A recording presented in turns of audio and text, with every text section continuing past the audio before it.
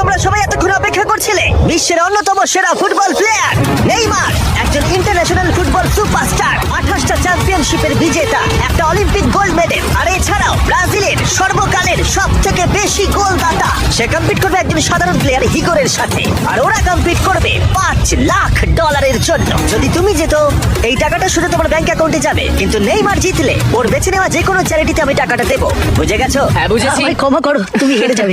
আরে নেইমার বলছে তুমি হেরে যাবে, তোমার কি এটাই মনে হয়? না, একদমই না। ঠিক আছে, নেইমার এটা থেকে ভয় পাবে না।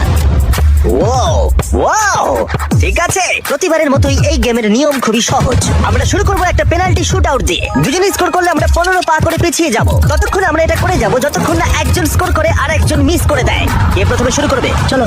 Rock paper scissor shoot. আমি জিতে গেছি। তাহলে নেইমার প্রথমে। এতে পুরো চাপটা আমার উপরেই পড়বে। Easy easy.